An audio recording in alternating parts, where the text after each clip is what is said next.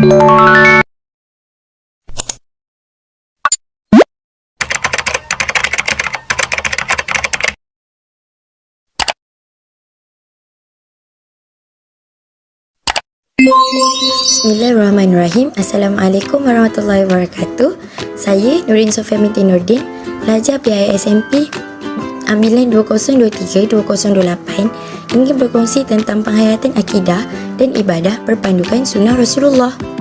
Baiklah, sebelum meneroka lebih dalam, jadi akan saya sentuh sedikit tentang definisi akidah dan definisi ibadah. Akidah menurut Kamus Dewan edisi keempat bermaksud rukun agama yang menjadi asas kepada keimanan yang diyakini. Selain itu, akidah juga bermaksud ilmu yang membicarakan perkara-perkara yang berkaitan keyakinan terhadap Allah Subhanahu Wa Taala dan sifat-sifat kesempurnaannya. Ibadah pula bermaksud segala sesuatu yang dilakukan manusia atas dasar patuh terhadap penciptanya sebagai jalan untuk mendekatkan diri kepada Allah.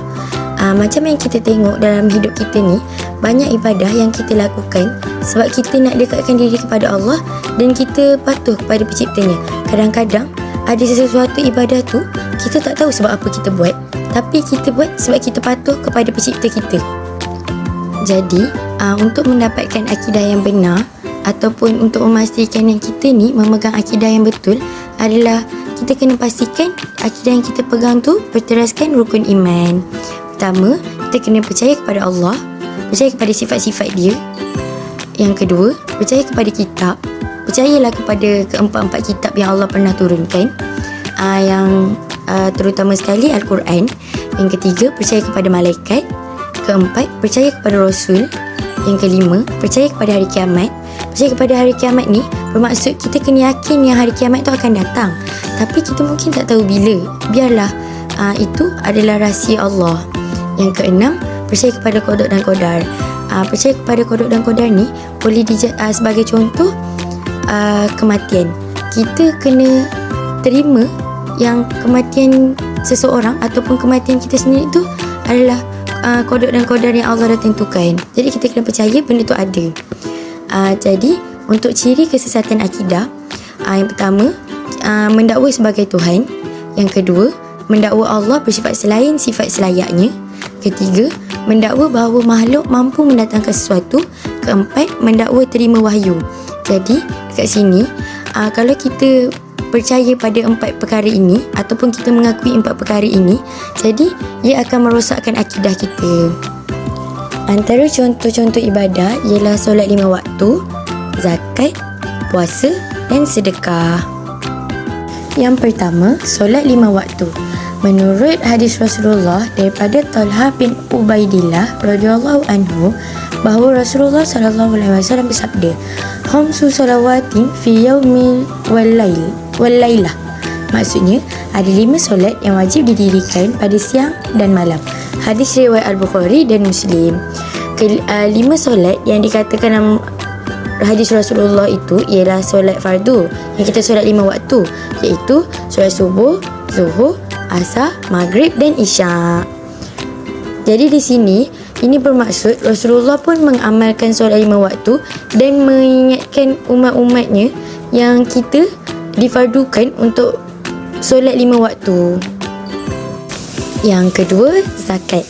Daripada perspektif Rasulullah, diriwayatkan oleh Ibnu Abbas radhiyallahu anha, ketika Rasulullah sallallahu alaihi wasallam mengutuskan Muaz radhiyallahu anha ke Yaman, Nabi SAW berpesan kepada sahabat itu agar diajarkan kepada penduduk Yaman sesungguhnya Allah Subhanahu Wa Taala memfardukan sedekah iaitu zakat ke atas harta mereka, diambil daripada orang kaya di kalangan mereka dan dikembalikan kepada orang miskin di kalangan mereka.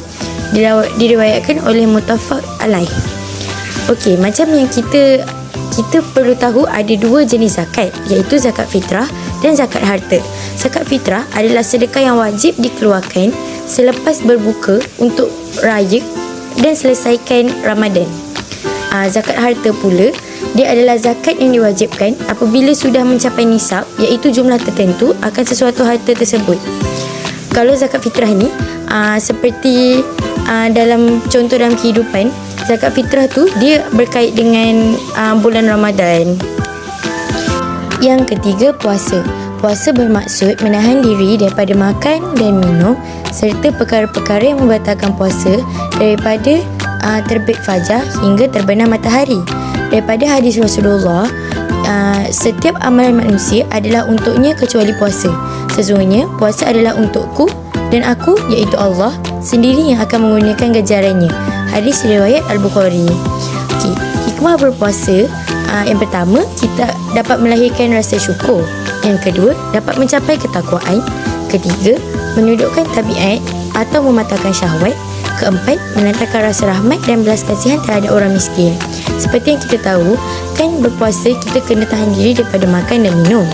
Ini bermaksud kita akan banyak bersyukur, kita akan banyak melahirkan rasa syukur kerana kita akan ingat Allah.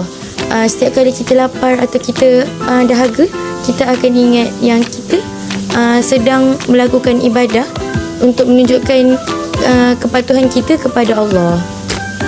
Selain itu, kita juga dapat datangkan rasa belas kasihan terhadap orang miskin. Ini bermaksud bila kita tidak makan dan tidak minum, kita akan berasa seakan-akan kita duduk di tempat orang yang tak dapat makan dan tak dapat minum. Jadi ini dapat meningkatkan rasa belas kasihan terhadap orang miskin.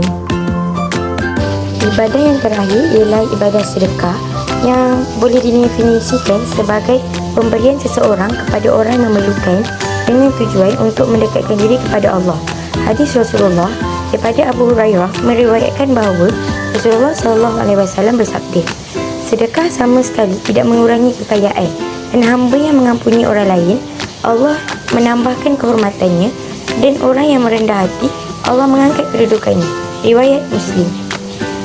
Bersedekah, hikmah bersedekah ialah pertama, mengekalkan dan menambahkan keberkatan harta. Kedua, mendekatkan diri kepada Allah. Ketiga, membersihkan hati dan jiwa manusia dari sifat tercela.